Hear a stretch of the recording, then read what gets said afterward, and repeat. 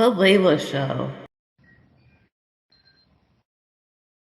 Beyond the New to the Leila Show, a podcast where we connect with fascinating individuals and creators from all over the world to share stories, experiences, perspectives, philosophies, and unravel the fundamentals of existence with your host, me, Leila Ziari. Welcome back to another week of the Leila Show. On this week's episode, we have a dear friend and fellow poet and creator, Alta H. Haffner. She is an author, poet, editor, and publisher. She is the owner and editor of 3 international poetry magazines, Poets Unlimited, Haiku for Your Soul, and Accepting Grief. She started this beautiful journey over a decade ago. What started as a beautiful stress reliever and hobby turned into a full-time poetically blessed dream life. She enjoys helping many writers achieve their dream of getting their aesthetically appealing designed books published on various platforms and reaching the #1 spot on Amazon. She is the host of 2 podcasts, one for interviewing authors from all around the globe and the other for showcasing the best of her poetry collections. From quiet morning coffees to moonlit skies, she shows up for this dream to pursue the depths of thought through writing, publishing, creating, and designing books, and above all, draws all invigorating inspiration from the South African sunrise. Very lovely. Welcome. Thank you. Hi. Hi, how are you doing tonight? I'm great. How are you? I'm doing lovely. So you are one of the most active people ever. I remember when I met you, you were doing your full-time job and this. Yeah.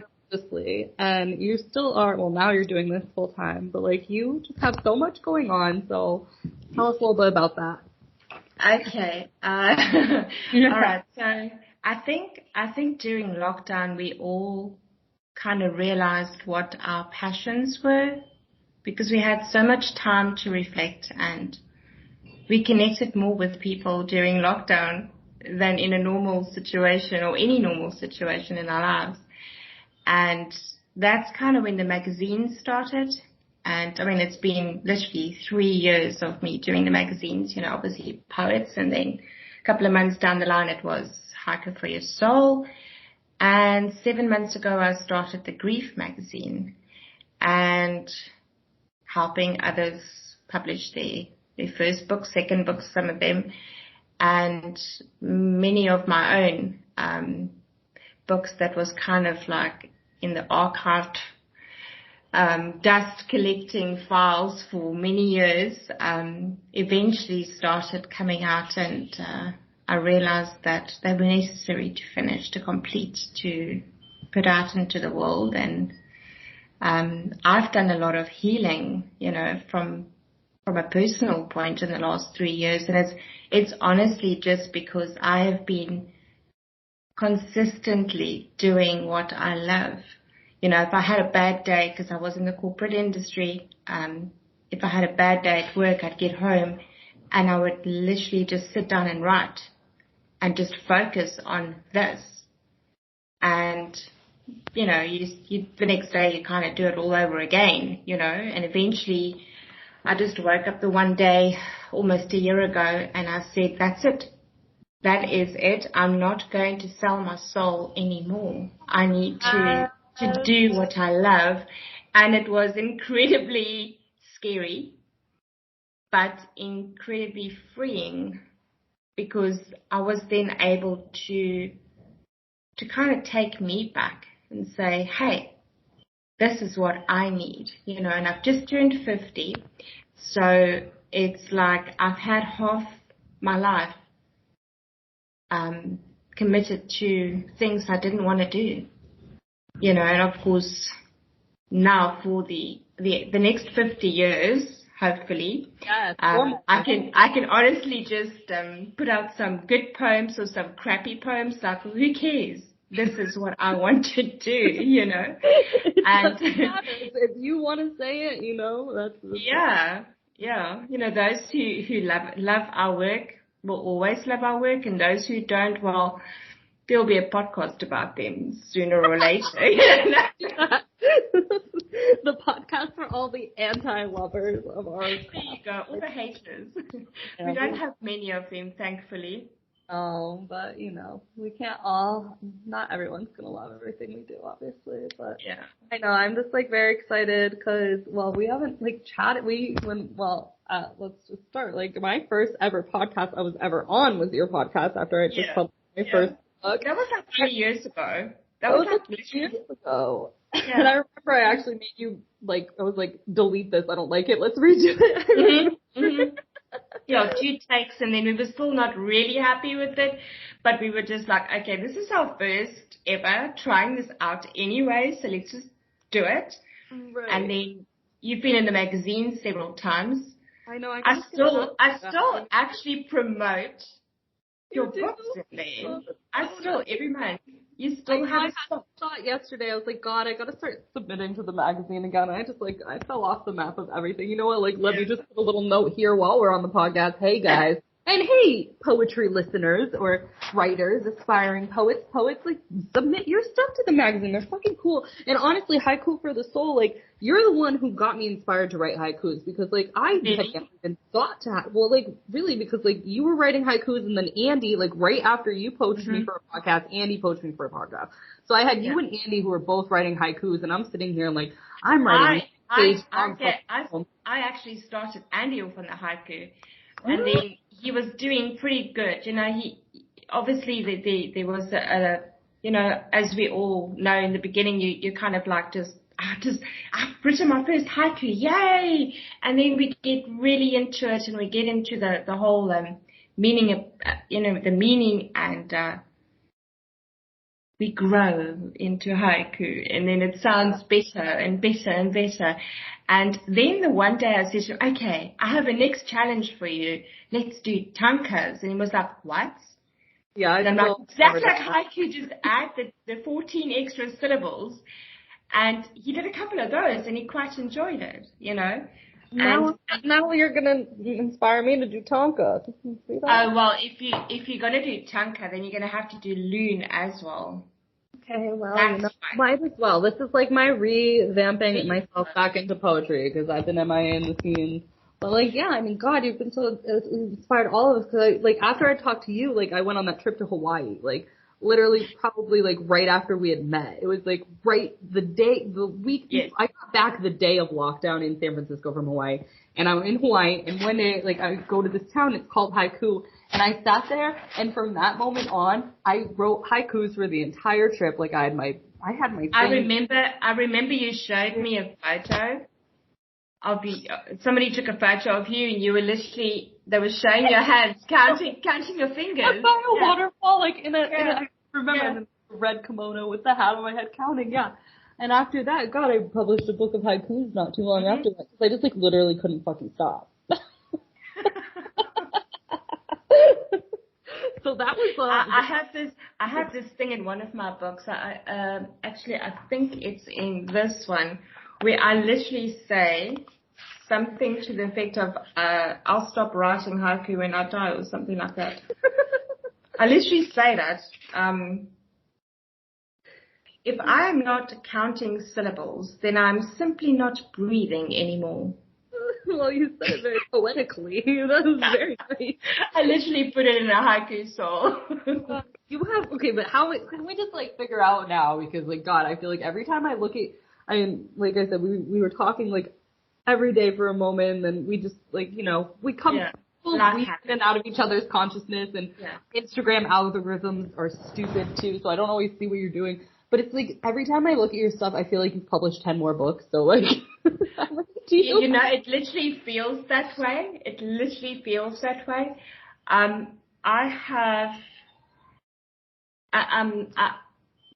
I wouldn't be able to tell you, quite honestly.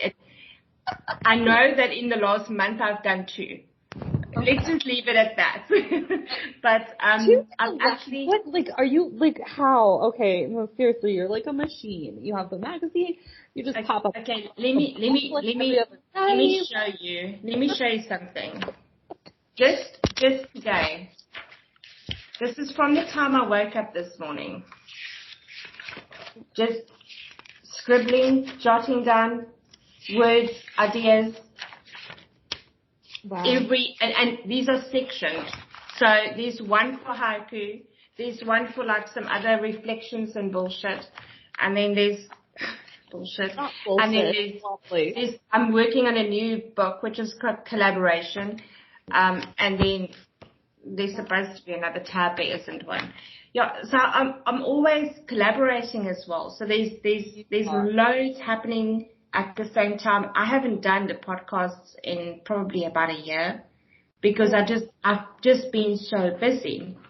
There are times when I'm so busy with trying to get other writers' manuscripts ready for publishing that I'd get to like the 30th of the month and I'm like, oh crap, I've got to publish the magazines. You know, and then I literally would like sit for like 2-3 hours and format the magazines, you know, and then that marketing, and then I do all my marketing as well, you know, so I do, and then the cycle just starts all over again. Do you sleep ever? I do, about 4 or 5 hours. Do you have time to feed yourself? Do you like? I do. I know, it's impressive. And I get naps in as well. So I have this excuse where I'm tired, I'm exhausted, I can't focus anymore. And then I lay down on the couch and 5 minutes flat, I'm out. 2-3 hours later, I wake up and I can go another 10 hours. So, you know, little cat naps is very important. Yeah, I can't have a cat nap. Leila, I don't know what that is. People say you should have 27 minutes of a power nap. And I'm like, 27 minutes, I've just started sleeping. Yeah, I have to have 2 or 3 hours. Then I'm sad. But I also do lots of fun things throughout the day to stimulate my mind, my thoughts, my thinking process. So I would literally be frying a freaking egg and I would think of things to do when I get back to the office side of the house. You know, so by the time I've finished eating and I get back here, I'm like, okay, I'm going to do that. And then because I'm 50 now, I kind of like get in and I'm like, what the fuck was I supposed to do now? I don't remember. So I have that issue now as well where I forget things. I mean, I have that at 30, so I don't know. I don't know what that says about me or if that says maybe it's just a casualty of an overactive brain. When you get to 50, I'll still be around, and then you can tell me if you have the same problem. I mean, I'm having it right now, but yeah, I will let you know if it's worsened. But I think honestly, that's kind of a casualty of an overactive mind, not an overactive mind too, but it's like, it's not even like, oh, maybe some of it has to do with age, sure, maybe, but like also it's like when like people like, well, you know, me, whatever I'm doing, travel the world or whatever the fuck is going on right now. But it's like us, like, you know, we do have a lot of our hands in so many projects at all times. It's not like there's just one. Like a normal person would probably be like, well, I'm publishing a book right now, and isn't that lovely? Like one. And you're like, well, I just published 2 this month, and like, you know, I have like 10 magazines, I'm publishing everybody else's books, and I'm like, well, I just have a train, and like tomorrow I have another train, and then I'm doing a podcast, and then another month, and then another train, and like I have to pack a space and go over here. So it's like, I don't, you know, and I don't feel like that's, I mean, it's great. I wouldn't change it, but I don't think that's like technically normal. So I think Can you imagine if there are any ADD people listening to this? They're like, we need to organize those people. Well, to ease their mind, I'm actually very organized, you guys. I'm organized within my chaos. Right, me too. Like, I understand it. But I will say, like, I mean, people will come in my house and be like, how do you meticulously have everything so organized? Like, you even have your essential oils labeled. Like, I have, like, these, because I have these huge bottles, I had to put them in plastic bottles when I moved to France because you can't bring all these glass bottles, and I had them all labeled, and they were like, that's weird. And I'm like, no. I have things labeled. I have things organized. My poetry is like over here. I have files with things. I may not look at the files with the things and the things in the files, but I know where the files are, and they are all color coordinated also. Okay, now then you definitely are doing much better. I have actually upgraded to a very large desk. It's so big that it's probably the size of 3 normal office desks. Like, And it's still not big enough. No, it never is. Because I have piles and piles of books and lots of things that I want all my books around me. When Charles first met me, just over 2 years ago, he was only going to put out one book. Just one book, okay? And he's now just published his 9th. Oh my God, so your husband is like just a savagely He's just the same. He is just the same. Girl, you met your match. I gotta meet this man of yours. Like, although I must admit, since we got married, he's less of a poet because he feels like he's written all the stuff he wanted to write, and now he's just enjoying life and just doing things, you know. But he is busy. He is busy with another one. It's taking him a bit longer because he is writing to the memory of people that's passed. Oh, I love that. That's so it's basically, I think it's Tanka or Selquane. I'm not sure which form he's writing in. He's an exceptional Tanka poet. Okay. He taught me how to write Tanka. Okay. So I'll send you one of his books. Yes, So you can get some. He's phenomenal with it right now because I need to get back into my writing game because like you, I used to be the one with like pages and pages every day. Like I literally couldn't even take a step. I remember those days. I have a notebook and like, but the funny thing is like I still have all those things in my drive. So it's like one day I'll publish them to. But, we go through phases, just like Charles, you got married, and now he's like, I'm going to take a while. Well, I took like when did I publish my last one? I don't know, it's been like 2.5 years. But you know what, if you look back at your first book, I remember,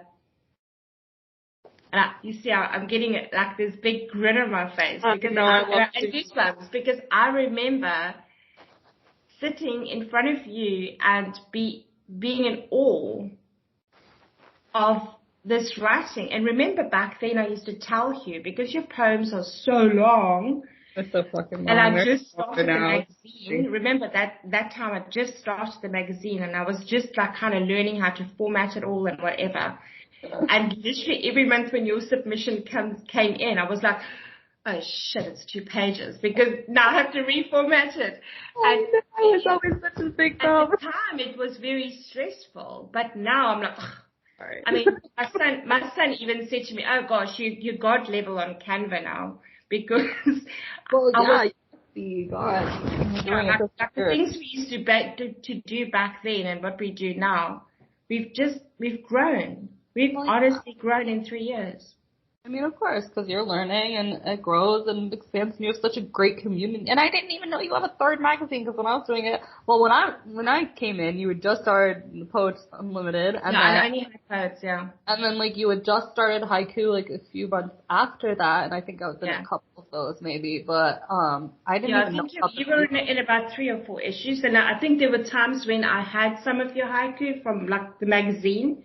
Mm-hmm. Like 2 issues, and then you didn't submit. I was like, okay, I'll grab those and I'll put them in. So there were so many times that you were in the magazines that you don't even know about. Well, it makes me so happy because I really did find so much joy in being in them all the time and getting them every month. But I'll be back. You still feature in there every month. The seaside. What's it called? Seaside Serenade.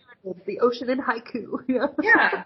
It's still in there with your link. So if you've sold any books, maybe 1 or 2 of those came from the magazines. Who knows? I do actually sell books every month. So actually, more. Remember your gorgeous photo is also in there. So. Wow, yeah, I was pretty hot back then. So. You still are.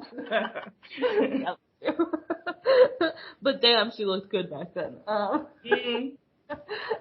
But yeah, so tell us about this greif. What's the greif one about? Because this is new to me, so I want to hear about the greif magazine. So in the past, it's like I'm busy working on the 7th issue now. So when I published this one, and it's always very close to me, with an eagle feather, like an eagle. So this year it's 18 years that my dad passed away, and his nickname was the eagle. So that is why, like an eagle. And when I brought this out, and the kind of feedback I got from people who read it, who bought it, who downloaded it, whatever, was that they related to it. And I won't mention names, but one woman broke down because of it. And then she kind of opened up about something that happened with her. And it's been decades and she can't get over it. And I woke up the one day and it was upsetting to me that something that was almost legendary for me to produce caused someone to reopen all those wounds. You know, as a writer, you want people to relate, but when it's that traumatic, right, it affects you. And I'm very close to her as well, so it was even worse. And I then realized that people need to talk about grief. They really because do. we have the initial shock and the initial grief. We don't know how to cope. It may be your first parent or your first loved one that you lose. You don't know how to cope. It's like losing your first pet. You don't know how to cope, you know. And so in the magazine, it's not just poetry. It's stories. It's very raw. It's not like poets where there's a bio and a photo and it's not like that. It's just poetry. But every alternate page or so, I take everyone through coping skills and steps and things to do and, you know, go through your pain. It's almost therapeutic. So within reading the poetry and the little short stories of people that's gone through grief, some healing has got to happen somewhere within that, or even if you take one little segment away from that. And that's really the Grief magazine. I mean, you know, Poets is like my baby, but the Grief magazine is so personal. It's so incredibly important. I've had people write incredibly hurtful, grieving poems for poets over the years.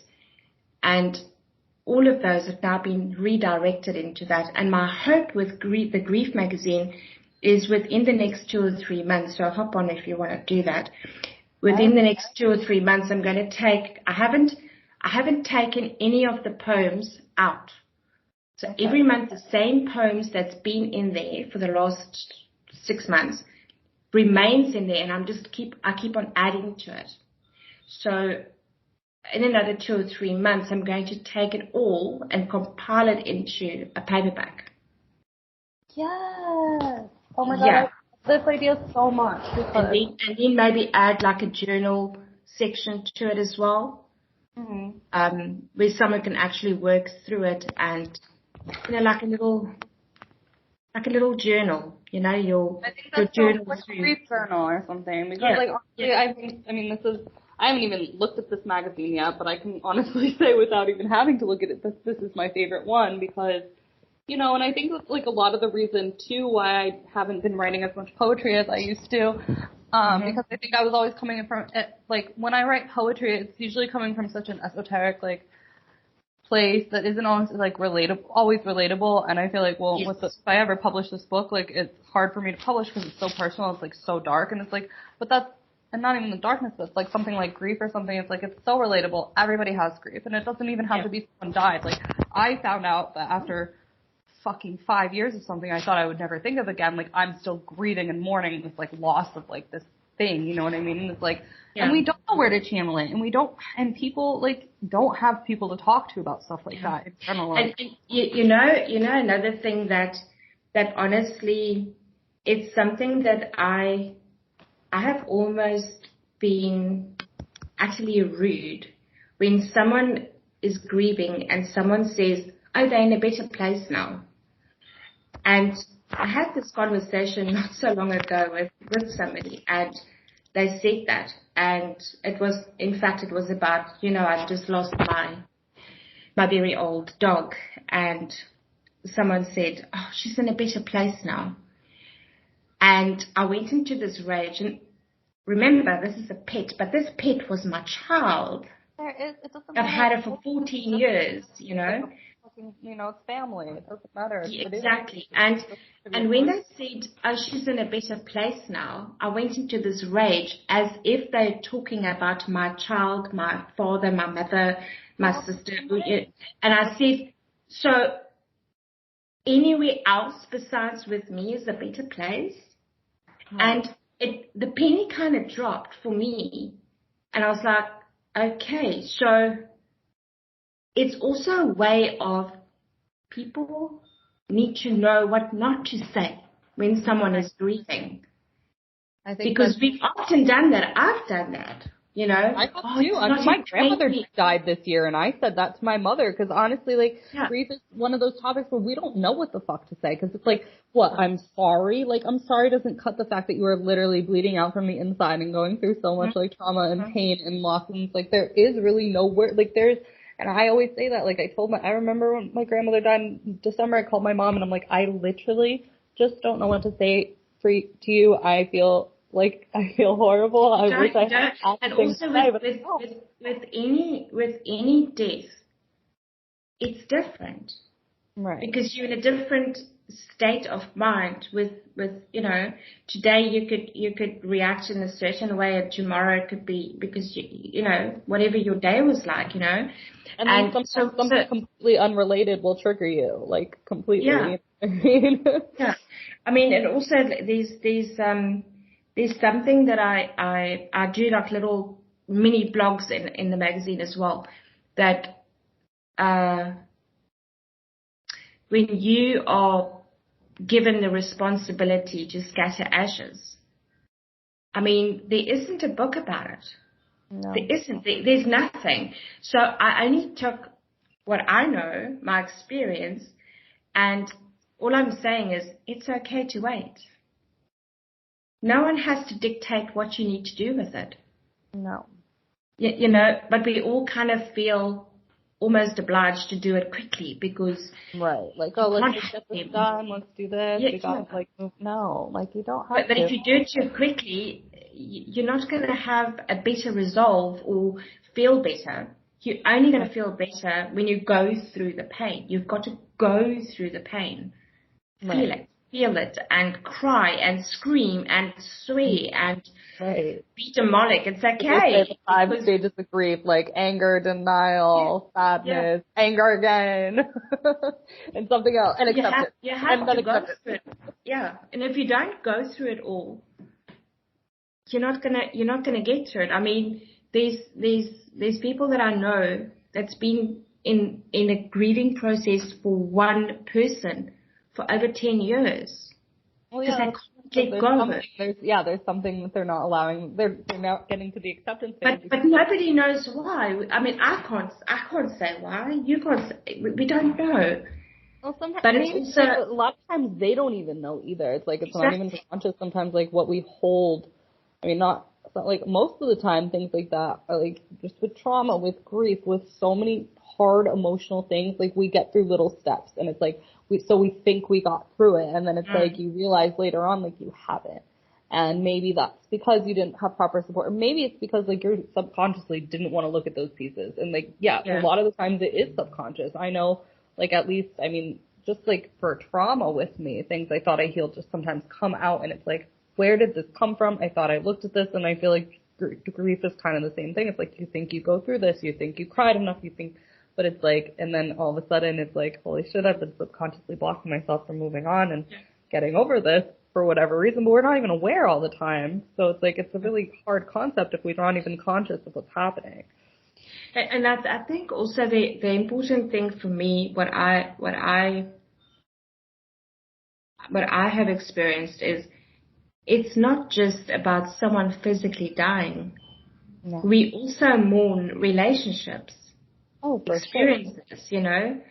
I mean, in my own personal life, there's things that's happened 20 years ago, and I kind of had a trigger, and I was like, oh my God, I'm still in panic mode here. Why am I still in panic mode? And that's how we realize there's always going to be a residual of any kind of grieving. Grief, trauma, anything like that. It does. It in the body. Yeah.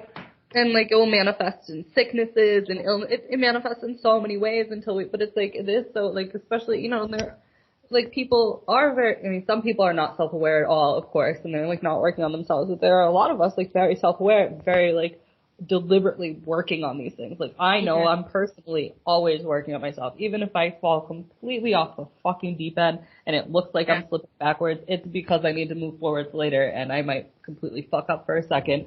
But it is in the process of moving forward. But it's like, no matter what you do, if you're conscious, like unconscious of these things, it's like these things just come up and they shock you sometimes. Like it just pops up. You're like, oh, I thought I went through this. I thought I healed this. Like I thought I cried about this, you know, but it's like they're stored in such like strange areas of our spirit, of our emotions, of our body, and they will just pop up and hit you out of nowhere. Like you can look at like an ant on the floor one day and it will trigger some fucking and you won't know until it happens as well. No, you have no idea, which is also what's like so difficult. Yeah. But I think like having scary.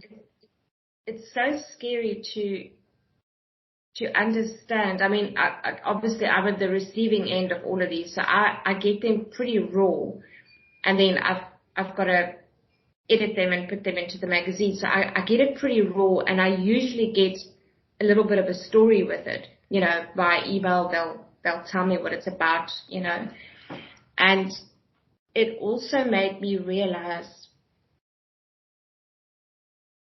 how much death there is, how much suicide, how many people have lost little babies. And it brings me to tears.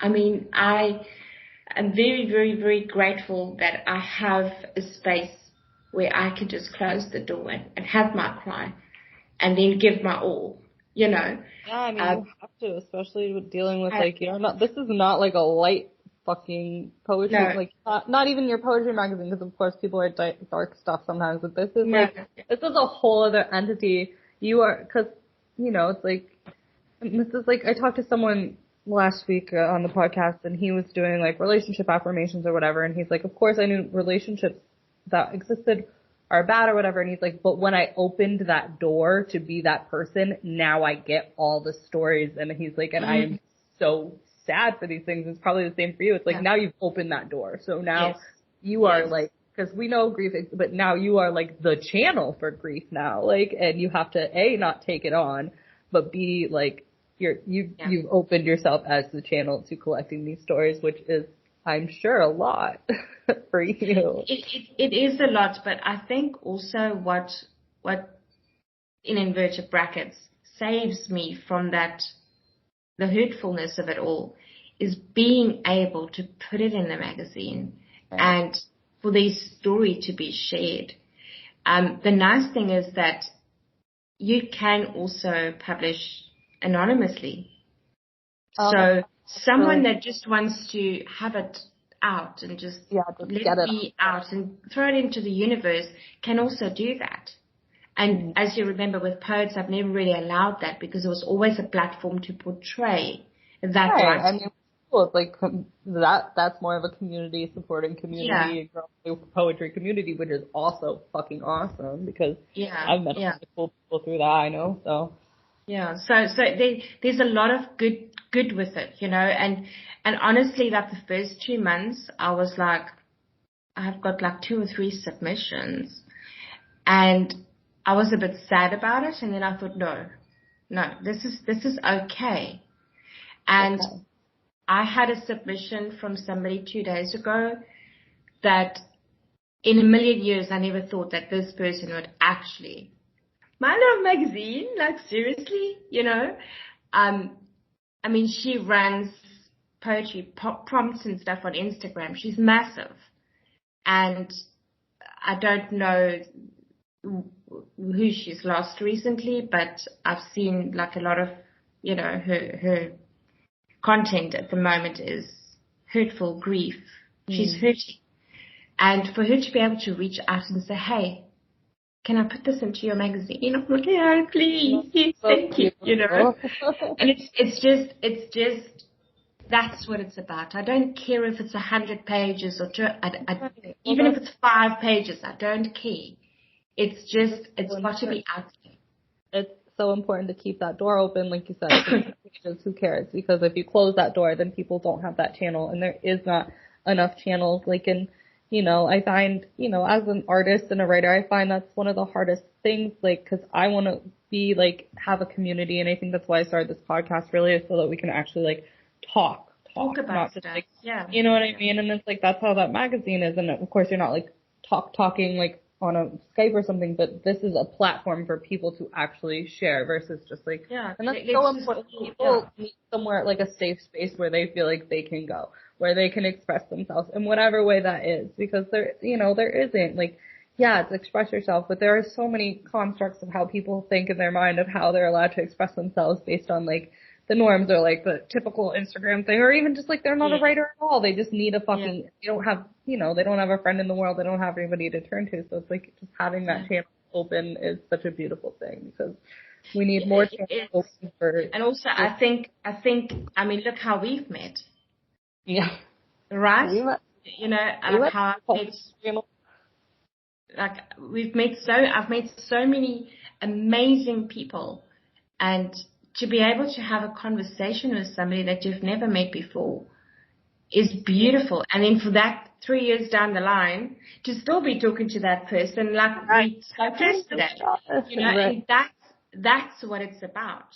And I remember back then we used to say we're going to do we used to call it something, because we used to go for hours. God, I remember we used to, the rattle. It was such a cute name too, but I remember, rattling.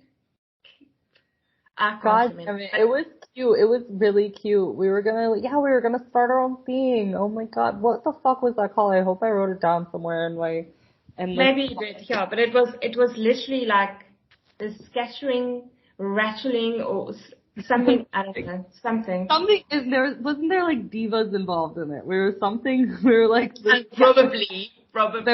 the scattering, something oh my God, I remember, but it was on the tip of my tongue. I'll remember probably when we stopped doing this, but yeah. But that's why I started this little show here, it's because it's just a way to connect with more people. And I've met great people through, really, a lot of people through you, and people just in little micro poetry communities, but even that is sometimes so impersonal, and I just love love the personal connection. It's not for me. Great poem. Do you know what's another thing that I have been dying to start? But every time I put out almost a marketing drive for it, I'd get just likes on it. I'm like, can someone please interact and tell me if you think it's a shit idea or not? I want to.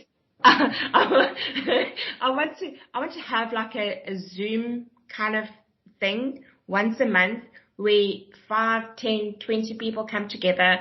You have a drink of your choice, okay? You read your shitty poetry or your good poetry, whatever it is, and we all just chill and half an hour of your time, and we all just reconnect, touch the universe, and there we go.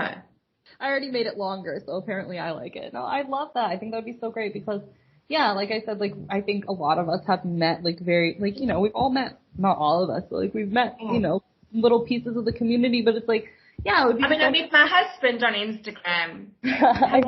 I meet most of my soul family on the internet.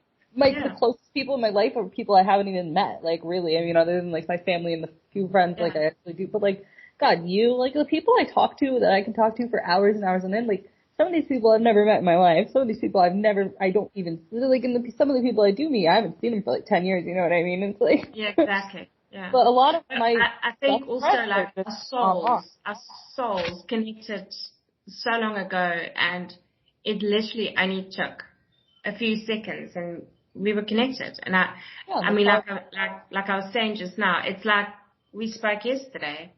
right. And we literally have not spoken for a very long time. Way too long, but yeah, way too long. You know. But I love that. Like that's my tribe. That's my family. I only want to fuck with people who I can do that with. Like, I don't have to. I might not see you. I might not talk to you, but it's like, that's like when we talk, it's like no time has passed, and it's like, and that's what's so beautiful about. So first of all, I love the idea. We should do a little like poet hangout. I mean, I'll bring the wine, but you guys will just watch me drink it and. This old girl can do wine too. I know you do. I love me wine. You're the red wine kind of girl, aren't you? I think you always had the red wine. I used to make you day drink. Remember that Not make me. I loved day drinking. I'd like to take the blame for it most of the time. Okay, so my entire PSA, my entire alcoholic day drinking debauchery of the last year in France can be blamed on you. No. Okay, I'll take that. She said you take notes, not your fault. But no, because it would be your nighttime, would be my daytime. I remember I would sit in the corner, I would have my bottle of red wine, and Mark would be like, "What are you doing on the phone?" My roommate would be like, "What are you doing on the phone for 7 hours?" Again. They're like, "Oh, this is like a 7-hour conversation, and you're still on the phone." Like, yes, sir, yes, I am. I used to go to bed at 11, 12 o'clock after speaking to you for 5 hours. And you'd carry on drinking, and then I'll wake up to go to work, and I'll have 20,000 voice notes from you. We used to get this insight during the night of all the things you're going to do one day. I wonder if I did any of them. I mean, I've done a lot of things. I continue to do a lot of things. But man, oh man, I thought I was going to publish a fuck ton of poems back then. I remember we would always talk about shoes. Like, didn't you have a hoard of shoes in your car, 10 different shoes for every possible outfit? I remember that was one of the most admirable things I've ever heard in my life. Used to do that. I used to have because I was in the forklift industry, so I used to have safety boots and heels in my car, but I'd wear pumps because So if I needed to go for a meeting or whatever, that is. I mean, who else in the world is like, I drive fucking forklifts, first of all, like a badass woman in my fucking pumps. Like, what? Okay. I did it in heels once, and then, got into trouble for it, but I was like, hey, I am that girl. I've got to push the limits. You are that girl. Yeah. But then you were the girl that taught me how to do that contouring nonsense. I did. Yeah, you taught me that. So every single time, even now, although I don't really do it often, where's the contour at? Every time I do that little contour or the brightening or whatever you call that thing, I was like, I always think of you because you taught me that. And I remember the first time I actually did it and I watched a video and I was like, on point. And I still sent you a voice note and I was like, Leila, I'm even contoured today. So proud. I did. I taught her how to call. That's a really, I take pride in that. Do you remember that? I do now that you said it, but I totally forgot about that. Oh my god. You used to do little, fashion shows. Oh, did. You were always shopping back then. I mean, I'm still always shopping. Don't get it twisted. I might be a broke girl in France, but I still be shopping. Yeah. You used to have the most outrageous shopping sprees back then. Yeah, I mean, they're a little bit less outrageous now because they travel, but bright green and little bit bright green and red. Oh yeah, I still love my fucking red. I'm in my pink era at the moment though. I got red on right now. It's also hot in the summer. Yeah. No, shopping is still a great love of my life. Anybody who decides to become a fan of this show, please do send your fan mail in the form of vintage fashion. Or Amazon vouchers. I will send you the links to all of my favorite vintage stores. You can send me gift cards. Your wish list. Your wish list. Yeah. Go on my Etsy wish list. Give me the vintage designer, please. This is a good PSA manifestation account. I don't think I have that many fans here yet, but when I do, because I love you and you love me, that's it. Vintage clothing. I'm your girl.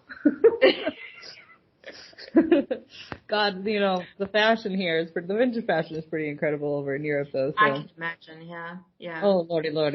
Like, it's you walk just up your alley, and you're like, I'm broke today. Like you just want to buy because, like, you walk in out, you know what I mean? It's like you walk in this vintage store in America, and of course we're always looking for, like, unique pieces. Like, all vintage pieces are unique. Some are more than others, but we're always looking for label love. Like, anybody who sells vintage clothes is label love. But, like, you know what I mean? You can never replace the feeling of walking in and finding, like, 1960s Maud Pierre Cardin, like, hanging on the wall, and all the YSL and the Chanel, like, oh, can't. It's just like you walk in the store, it's like fucking Chanel dress, and it's like the 1950s, and you're like, yes, oh, what?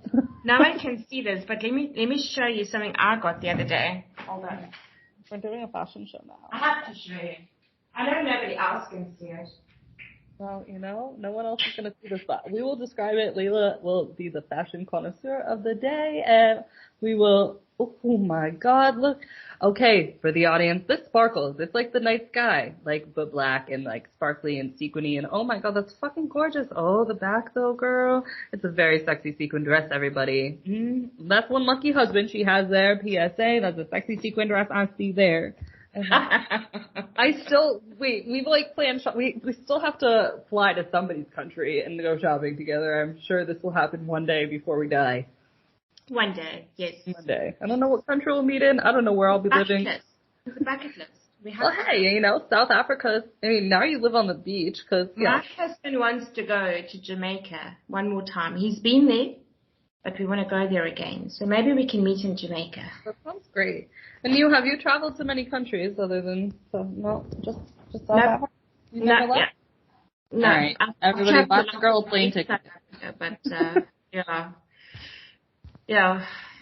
We want to go to Namibia, which is the desert. Okay.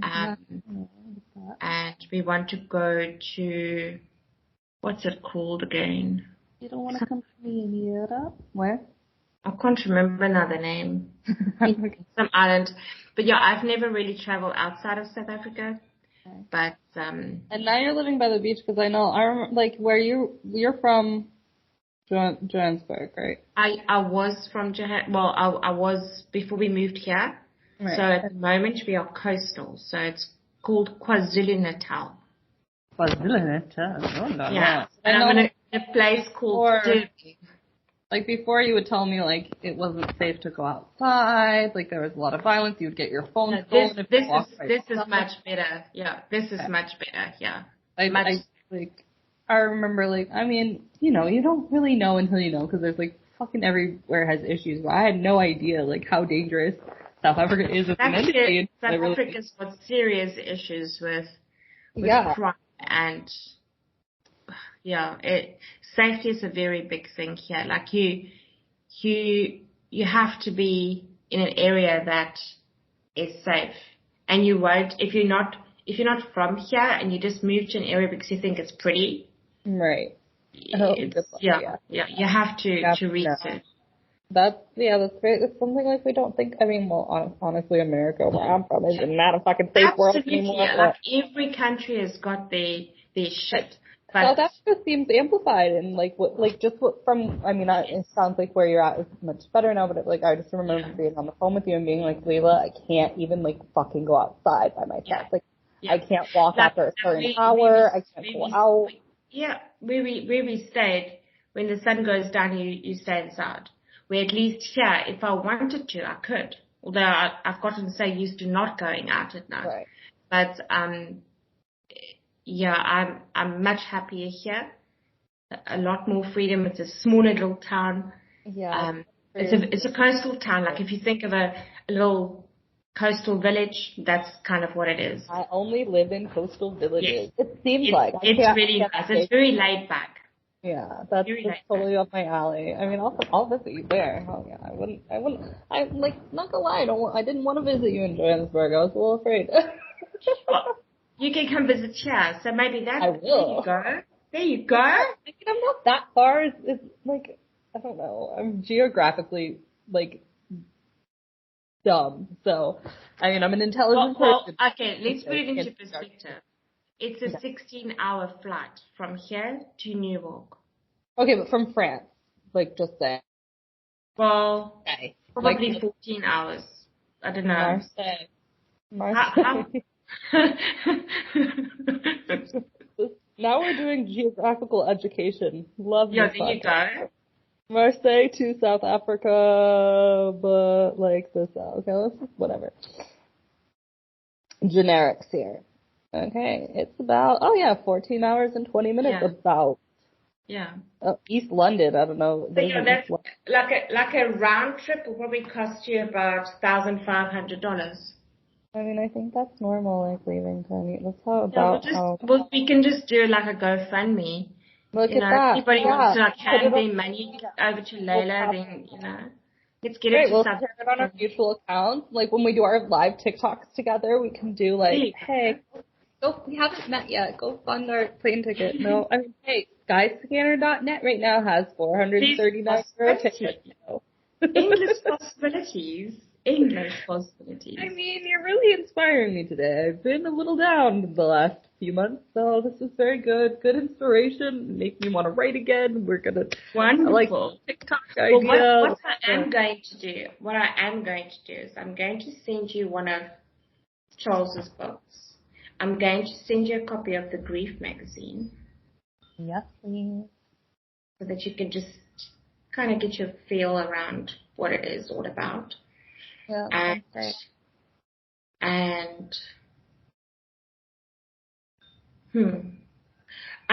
have got something else up my sleeve for sort of September, October, another collaboration.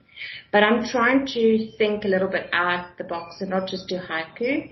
I've been trying to push myself into doing a little bit different things, but I kind of tend to go back to fucking haiku. Like haiku's got me. Like the queen of the world, so. Haiku's just got me, girl. Like haiku is just. Haiku is your soul. It's so your soul. I'm like, let me write a 9-page fucking ballad about my angsty feelings. And I can't do that. You see, that's why I think I've said this to you before.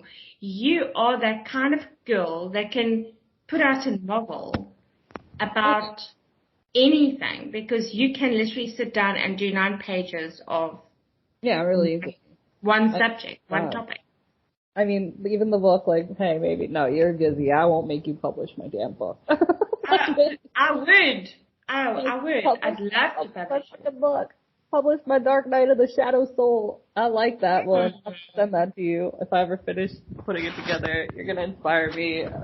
I'm gonna hold myself. This is gonna be publicly published. With black pages and hey boss, can you give me a deadline? That's black pages and gold embossed fonts. Oh my god, yes. I want that. Okay, you're hired. She's hired. Right, now I'm gonna have to hold. Let me show you what Charles does. R.I.P. sleep. I ain't never sleeping again now. Let me show you what he does. I don't think you've ever seen this kind of thing. Okay, apart from, I design all these covers, he's got it all, but look at this. Okay, first of all, look at that. Can you see all the different colors? Oh my god, the vine, it's like rainbow. Every theme. It's so beautiful. Okay, guys, if you have books to publish, go to my girl. I've never seen anything like this. The pages are all different colors, and they have these patterns and designs. Oh my god, it's fucking beautiful. You guys got to check out her stuff. Yeah, this one is like a combination of about 4 of his books. Look at that. It's beautiful. I want that. Oh my god, this is like the most beautiful. I'm telling you, they can't see this, but you guys. He brought out his first book, and he started telling me, make the background yellow, and this black, and this green, and this, and I was like, are you kidding? He's like, no. And on the yellow, I want green fonts, and on the purple, How I do want. you publish something like that? Like still through Amazon? Mm-hmm. Amazon I will pay. create the whole thing, darling. I do the whole But thing. Amazon will do it with colors and all I that. did this. I created this cover for him. Oh my, okay, because this is My okay, guys. This is not fucking around. These are how much do you charge people for the listeners? Because they all need to pay you. It depends on how much they put into it. You know, they can do 100 pages. They could do, like this, I think was 600 pages. It all depends. Like, I don't know if you've seen it. So this is the Like an Eagle for my dad. Mm-hmm. So. It has illustrations. I don't know if you can see the fonts. The fonts are like gold. Oh my god, it's beautiful. Okay, I'm never publishing my own book again. This made me want to write on, like, God, I have this book, people, for my listeners here who have made it to the end of this fucking shindig. Okay, wait. I have them sitting there. Look at this baby. I bring out baby books too. So this is a 6x9, and this is a pocket size. You're hired. Okay, now look at the inside. This was when my son went to Namibia, and he came back with photographs. Oh. So Charles and I wrote poetry, and we added all the... You just gave me a brilliant idea. Okay, so all my sexy European travel photos, I'm going to make a haiku book. There you go. I'm writing this down. Sexy. I am the crazy person that will inspire you to write another book. Well, like, I've been trying to do it for a couple of years now. Not trying, because if I really tried, I would have done it. But it's been, like, sitting there. You are the one. But we all knew that. I mean, not we, like, I knew that. I knew if there was anyone, part of the reason I'm like, sometimes when I hit you up, I'm like, oh my god, she's going to ask me about, like, my book. I don't have shit. And I'm like, and I do actually, hey? Well, I know, because like when I met you, I was like, and then I have like this one and this one and this one are all gonna come out this year because I'm not fucking ambitious. And I did write that much, so like it really could have happened. But then like back then you used to write a lot. I remember your Instagram posts. You used to post every single day. Yeah. Every single day. And then, like, life happened, and I don't know what happened. I mean, well, because then when I first started writing, I was just, like, full-time, like, all I care about doing is writing. I'm not going to do anything else for the rest of my life. And then, like, and then I was like, all right, but shopping and traveling and so now, like, I think because you know me, I'm very extreme. So I go very extreme in one way or very extreme. Yeah. So it was like when I was writing, it was all writing. All or nothing. Yeah. And it's like when it's been traveling, like, God, I just immigrated pretty much. So then, but now we're at the point where we're just trying to find a very nice balance between all the forces. So it's like a little bit of this, a little bit of that. You know what's the nice thing about that is that, like you were saying earlier on, you got it out of your system. The whole travel bug, and now it's kind of. No, I don't have it out of my system at all, but. No, but most of it, and now you can kind of just settle in and. Even if it takes you 3 months to write another book, it doesn't matter. The most important thing is thinking trying. Yeah. As long as you're thinking about it. I mean, and I can do it traveling too. It's not like I even need to stop. Exactly. To do it. I just need to be in the. It's just the mindset, because I already have something I want to put out, like, right now. So I just have to, like, honestly, it's called crack open the Google Drive and finish a few things and shove them into the folder of all the finished ones, which there's 77 finished already. So it's not like I'm slacking. Wow. Yeah. Yeah. It's not. And then you add, like, photographs and stuff in between. There you go. Yeah, but I have to finish the poems because I have to close the chapter and finish the story. It's called Toxicity is Over, Bitches. This is the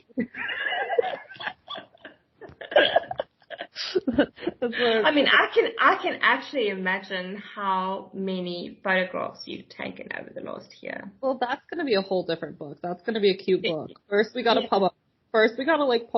publish this book of, like, complete desecration of my spirit poems, which are all, like, another 9-page fucking saga of, like, why my heart is beating.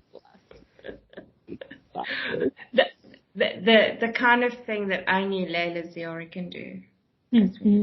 Yeah, kind of. I remember when we first met and I listened to the podcast introduction and I still called you Leila Ziora.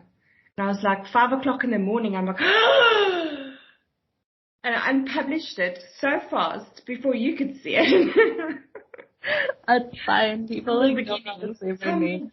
Honestly, my like fucking like what preschool? I don't know what's the thing before middle school, but not when you're like a toddler. That age, my principal at that. Like first. But we've paid our way and paved our way through so many obstacles, and we now know a little bit more than what we did back then. You know, just a tiny bit. For the lessons, honestly, I wouldn't take back a single fucking moment in any of my life. I mean, if I could do something, if you gave me the same challenge right now, obviously I'd do it different, but that's just growth and that's evolution, and that's what makes it so fucking beautiful as long as we're learning. Okay, this has been an hour though, so I should probably time for the podcast. Do you want to tell anybody anything? You want to read us a haiku before we go? Read us a haiku. I must read you a haiku. Okay. I know it's pretty bad. I'm terrible. I am terrible. Oh, I'm just throwing curveballs. I don't know. I'm in Italy. Okay. Ooh. Okay, I always go back to a haiku soul. It's one of my. I'll read you a haiku and then I'll read you a tanka. Okay. Yeah. Okay, so haiku. Ocean waves splashing, the sun embracing my soul, healing and breathing. That just makes me feel good. And then me to exactly how I felt today at the beach in the Turanian Sea. Forgive me if that's breathe. I mean, this one is actually a very, very, very, very special one because this was a tan renka, which is tanka, but in the ancient Japanese, if we want to be correct and not be flat on the wrists, it's called a tan renka.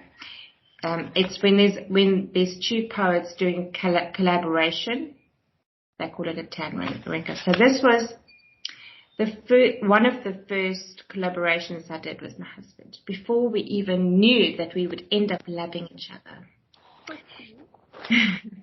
Moonlit mountain pass, stars over the Mogami, scenery of love, nature and our syllables written with each passing step.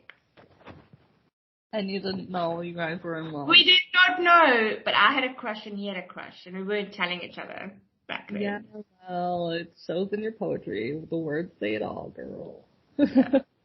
Well, thank you for reading, and thank you for coming. I'm going to stop this here recording now, because I could talk to you for the rest of this here ever. But for the guests, thanks for coming. Thanks for listening. Go publish your fucking books with Alta. Go read her poetry. Go buy her 1 in a billion books. I swear to God, there's a fucking billion. All her links will be up there. Buy my 2 books and my 3rd one that she's going to publish. Really buy the 3rd one when it comes out because it's going to be fucking epic, but it's not done yet. So don't worry about that. It's going to be gorgeous. It's going to be so pretty because it's going to be so good. And thanks all for watching or listening. You're not watching, but you're listening to The Leila Show. Bisous next week. Ciao. The Leila Show.